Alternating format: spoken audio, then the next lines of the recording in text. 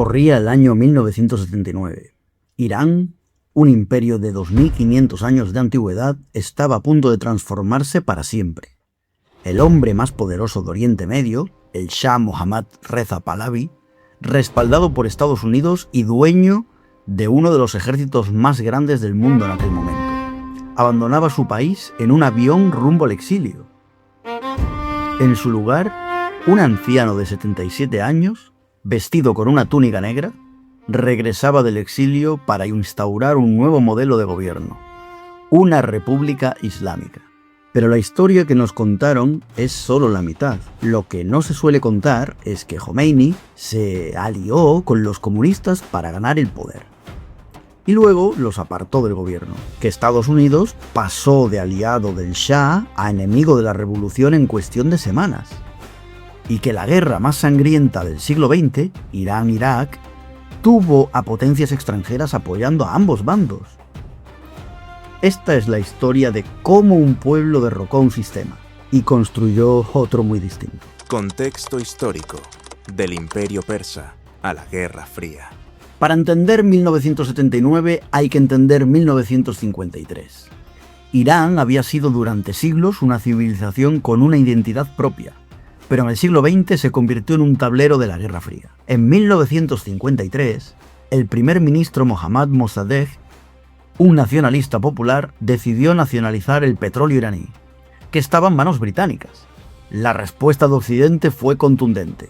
La CIA y el MI6 organizaron un golpe de Estado que restauró el poder al Shah Mohammad Reza Pahlavi. A cambio, el Shah permitió la participación de empresas estadounidenses en la industria petrolera iraní.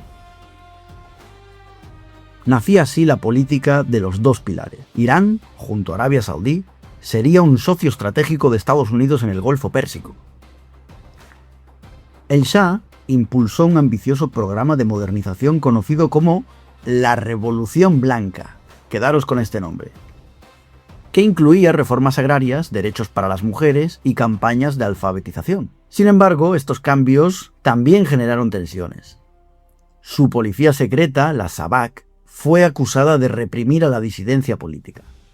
Mientras tanto, en las mezquitas y seminarios, un clérigo chiita de nombre Ruhollah Khomeini comenzaba a ganar seguidores al criticar lo que consideraba una excesiva influencia occidental en Irán. Ahí empezó a ganar fuerza la figura del Ayatollah Khomeini. La fractura social, el descontento creciente. A finales de los años 70, la sociedad iraní mostraba profundas divisiones. La élite cercana al poder, beneficiaria de la modernización y las relaciones con Occidente. Clases medias y trabajadoras, sectores que, si bien se habían beneficiado de algunas reformas, también sufrían inflación y desigualdad. Los sectores religiosos tradicionales, comerciantes del bazar, clérigos y estudiantes de seminarios que veían con recelo la occidentalización de la cultura y las leyes. Y en 1978, la chispa estalló. Un artículo ofensivo contra Khomeini en un periódico oficial provocó protestas masivas. El Shah declaró la ley marcial. En la Plaza Yaleh, hoy conocida Plaza de los Mártires, el ejército disparó contra manifestantes, dejando más de 80 muertos. La tensión se extendió por todo el país. Las extrañas alianzas de Khomeini, religión y comunismo. Un aspecto poco conocido de este periodo es la alianza táctica que se formó entre los seguidores de Khomeini y los muyahidines del pueblo de Irán, conocidos también como el MEK, una organización guerrillera de izquierda que combinaba elementos del Islam chiita con ideas marxistas. El MEK contaba con entrenamiento militar y una estructura clandestina capaz de enfrentar a la Sabak. Mientras Khomeini movilizaba a las masas desde el exilio en París a través de casetes y declaraciones, el MEK realizaba acciones armadas con objetivos del régimen. Juntos, religiosos conservadores y guerrilleros de izquierda conformaron un frente de oposición popular. El lema común era independencia, libertad, república islámica. Una fórmula que permitía diversas interpretaciones. El 16 de enero de 1979, el Shah abandonó Irán. 2 semanas después, Khomeini regresaba a Teherán. La revolución había triunfado. Pero las alianzas que la hicieron posible comenzarían pronto a resquebrajarse. La purga, el fin de la alianza con los comunistas. Una vez consolidado el nuevo gobierno, las alianzas entre Khomeini y los comunistas comenzaron a flaquear. Jomeini promovía el concepto de Velayat-e-Faqih, lo que viene a ser la figura del líder supremo, que es la tutela del jurista islámico. Un sistema donde la máxima autoridad religiosa tendría la última palabra en asuntos de Estado. El MEC, por su parte, abogaba por una república democrática popular, con un gobierno laico de izquierdas. Primero, Jomeini convocó un referéndum en marzo de 1979. Esto no tanta gente lo sabe, pero sí, Jomeini convocó un referéndum para ver si la población legitimaba su liderazgo. La pregunta era, ¿quiere usted una república islámica? El MEC pidió boicotearlo, pero la consulta se llevó a cabo y obtuvo un respaldo mayoritario. Con ese mandato popular, las nuevas autoridades comenzaron a consolidar el sistema. Entre 1981 y 1983, se produjo una dura represión contra el MEC, que había pasado a la oposición armada. El MEC, tras ver que había perdido influencia sobre el régimen de los ayatolás, empezó a enfrentarse como si fuera una célula de resistencia armada. Miles de sus miembros fueron ejecutados o encarcelados. Sus líderes huyeron al exilio, estableciéndose en Irak y Europa. La alianza que había ayudado a derrocar al Shah se había roto definitivamente.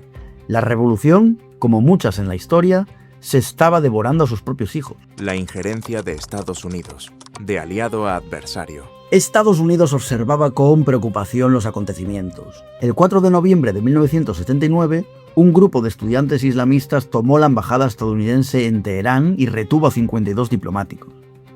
La crisis de los rehenes, así la llamaron, duró 444 días y marcó un punto de quiebre en las relaciones bilaterales. Para el nuevo gobierno iraní, la crisis sirvió para consolidar su narrativa antioccidental. Washington cambió entonces de estrategia. Si no podía mantener influencia en Irán, buscaría contenerlo.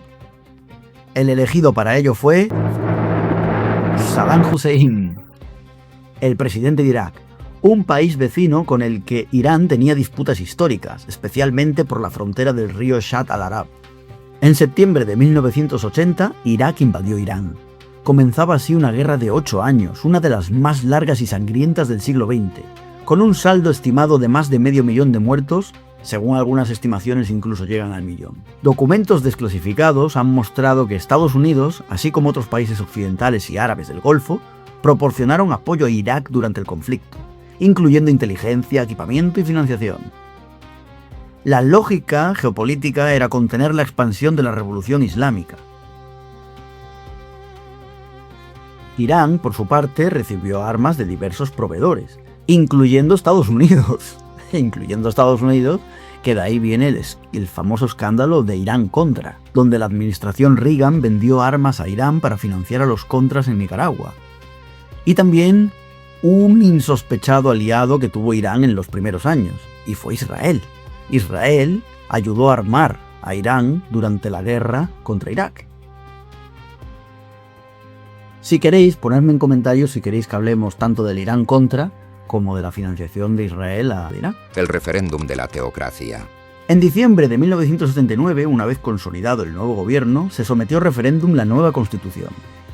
El texto establecía la figura del guardián del jurista, Velayat-e-Faqih, que es lo que decíamos antes, el líder supremo, un cargo religioso por encima del presidente, el parlamento y el poder judicial. Jomeini sería el primer ocupante de este puesto. La oposición, incluido el MEC y sectores nacionalistas laicos, pidieron el voto negativo, argumentando que la Constitución concentraba demasiado poder en manos del clero. Sin embargo, las autoridades interinas controlaban los medios de comunicación y contaban con el respaldo de amplios sectores populares. El resultado oficial fue un respaldo abrumador, que superaba el 90%. Irán había dejado atrás la monarquía para adoptar un sistema político sin precedentes. Una república con soberanía divina, una teocracia. Consecuencias: la guerra, el aislamiento y el legado. La revolución islámica transformó no solo Irán, sino todo Oriente Medio. Sus consecuencias incluyen 1. La guerra Irán-Irak, de 1980 al 88, un conflicto devastador que dejó cientos de miles de muertos, ciudades destruidas y una profunda desconfianza entre ambos países. 2. El surgimiento de Hezbollah en el Líbano. una milicia chiita financiada y entrenada por Irán que se convertiría en una de las fuerzas políticas y militares más influyentes del Líbano. 3. La rivalidad con Arabia Saudí, una lucha por la hegemonía regional entre dos potencias, una chiita liderada por Irán y otra suní liderada por Arabia Saudí, que ha alimentado conflictos en Yemen, Siria, Irak y otros países. 4. El aislamiento internacional. Las tensiones con Occidente, especialmente por el programa nuclear iraní, han llevado a décadas de sanciones económicas que han afectado profundamente a la población y su economía. Khomeini falleció en 1989, pero el sistema que creó continúa vigente. La revolución sigue siendo un tema central en el debate sobre la relación entre la religión y el Estado, soberanía nacional e influencia extranjera, y las posibilidades de cambio político en el siglo XXI. La revolución islámica de Irán es una historia compleja, sin héroes ni villanos absolutos. Fue el resultado de décadas de tensiones internas, injerencias extranjeras y transformaciones sociales profundas. El pueblo iraní derrocó un régimen que consideraba autoritario y dependiente de Occidente, pero el sistema que lo reemplazó trajo consigo nuevas formas de control y nuevos desafíos. Lo que queda ahora son preguntas abiertas. ¿Puede una teocracia reconciliarse con las demandas de la libertad de una sociedad moderna? ¿Hasta dónde llegará la influencia de Irán en Oriente Medio? ¿Y cómo recordarán las futuras generaciones este momento fundacional? La historia, como siempre, está en mano de quienes la interpretan. Los hechos están ahí, las conclusiones las sacas tú.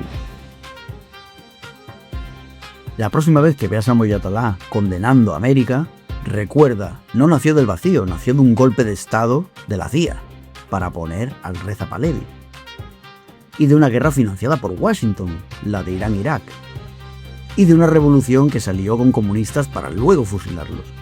Recuerda que la historia nunca es blanca o negra, es roja, roja de sangre. ¿Crees que ese sistema que nació de la revolución islámica de Irán, esa teocracia, resistirá el paso de los años y a la adaptación de las nuevas eras? ¿Crees que sobrevivirá décadas? Déjame tu opinión en los comentarios. Y si quieres seguir explorando los eventos que cambiaron el mundo, deja tu like, comenta y suscríbete. Hasta otra.